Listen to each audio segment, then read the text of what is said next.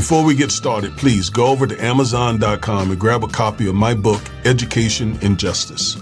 If you have an African-American son in public school, you need this book because I teach you the many ways that public schools mistreat African-American boys and what you can do to help your son.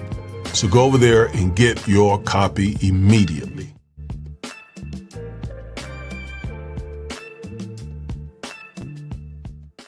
As a United States Navy veteran, I want to celebrate another example of Black military excellence that Secretary Pete Hegseth and President Trump took aim at recently. So let's get into this video. Defense Secretary Pete Hegseth claimed on X that President Trump authorized a U.S. military strike on October 17th against a vessel tied to the ELN, a group the United States classifies as a terrorist organization. So I think that would have been this last Friday. At any event, Hegseth said the boat was operating in the Southern Command's area, and it was moving along a well-known drug trafficking route and carrying a large load of narcotics. Now listen, as a criminal defense lawyer, I am skeptical at anything the government tells me, be it federal, state, local, it doesn't matter. So I'm skeptical of these reports. I'm not saying they're not true. I'm just skeptical. I'm also concerned about, as Senator Rand Paul from Kentucky said recently, where's this headed? I mean, can the Trump administration begin doing the same thing within the United States of America for people that it claims are dealing drugs? I mean, just where is this headed? This is what could be described as a slippery slope, right? Because they're just saying these people are dealing drugs. They're not providing any evidence. So we don't know. So is this something that, again, could start happening stateside? Because if so, obviously I'm concerned about African Americans, especially African American men. So this concerns me on different levels. Meanwhile, Hegseth said 3 men on the boat were killed in the strike, which took place in international waters. No U.S. forces were injured. That's good news. This operation is the 7th maritime strike publicly acknowledged by U.S. Southern Command, which is also known as SOUTHCOM.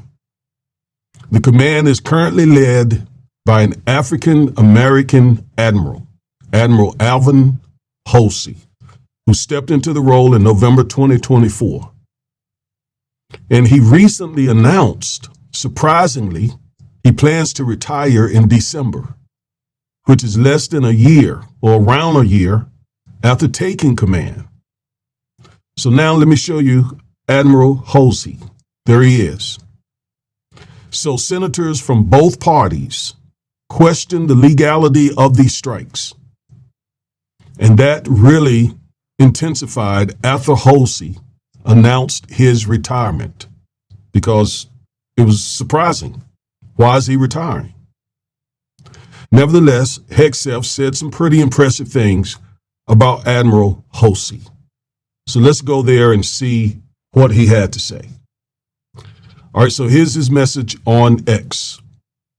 On behalf of the Department of War, we extend our deepest gratitude to Admiral Alvin Holsey for his more than 37 years of distinguished service to our nation as he plans to retire at year's end.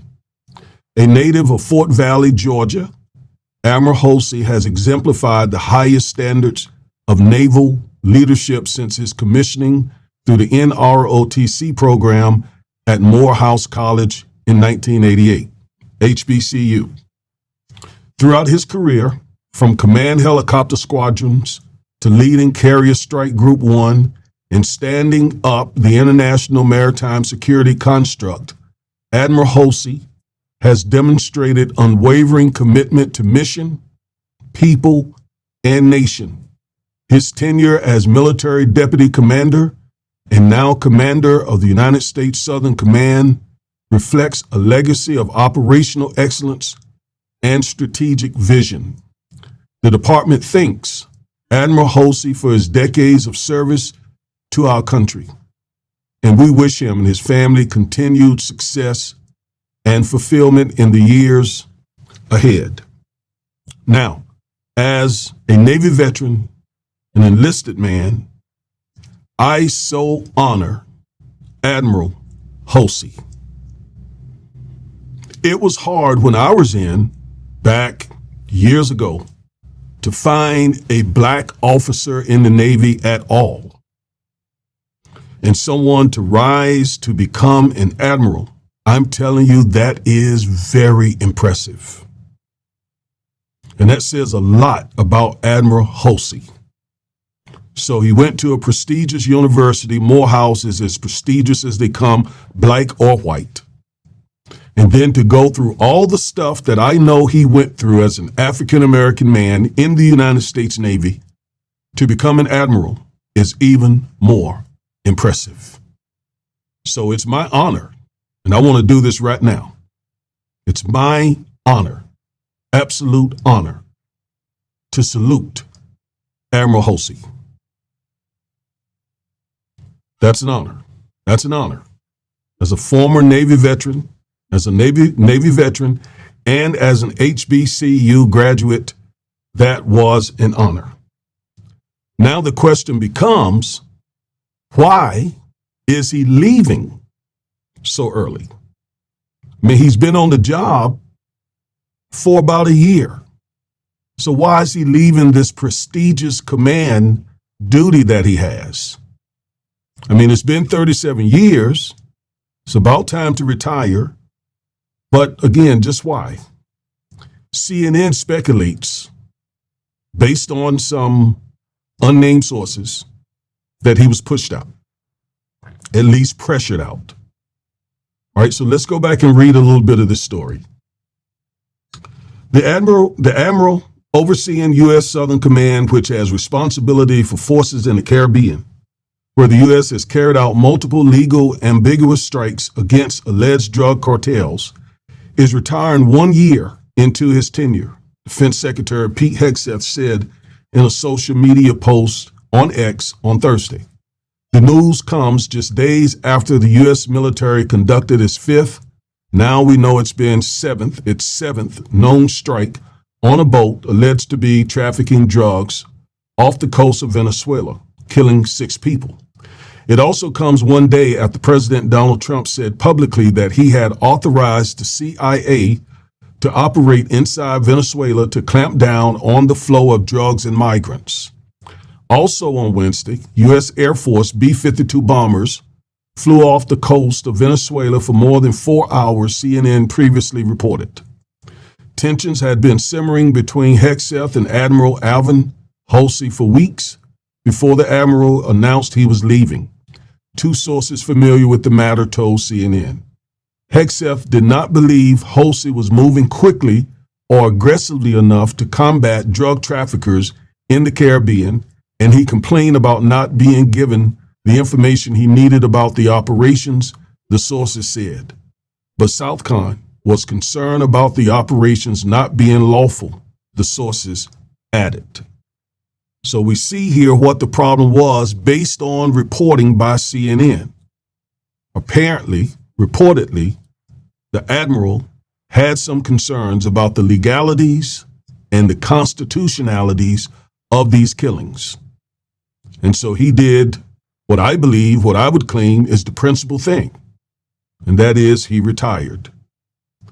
The tensions came to a head during a meeting between Hegseth, Holsey, and Chairman of the Joint Chiefs of Staff, Dan Kane, on October 6 at the Pentagon, one of the sources said. Now remember, Dan Kane, Chairman of the Joint Chiefs of Staff, took another high-ranking military black official's job, and that was 4-star General Charles Brown. That happened when Trump took office, almost immediately. And this particular replacement has only 2 stars, whereas General Charles Brown has 4. So they make a real big deal about merit versus DEI Yet they replaced this African-American man, Charles Brown, General Brown, 4-star General Brown, with a less qualified person. All right. So Holsey offered to resign during the meeting. So he was prepared during the meeting, according to unnamed sources by CNN. He was prepared to resign on the spot. He must have felt really strongly about whether the strikes were legal. I don't know. But that's what's being, sort of implied in this reporting. The source said, but the idea was tabled and his departure was not announced until over a week later. I don't know why. Maybe it was time for the Admiral to think about it. Maybe they were thinking if he abruptly retired or resigned, how it would look on the strikes. And they were right, because it looks sort of bad with this Admiral resigning, around a year after he took, again, this prestigious command. His departure will also not be imminent. Instead, he'll retire at the end of the year. Now, what he's doing now, I don't know. I don't know if he's still in command or if he's doing some other job or, until he actually leaves, which is only a couple of months from now. I don't know. But apparently they had a pretty sharp, I think we can infer, a pretty sharp disagreement about these strikes. So once again, let me say this. HBCU excellence and integrity. Again, as a Navy veteran and an HBCU grad, I proudly salute Admiral Holsey.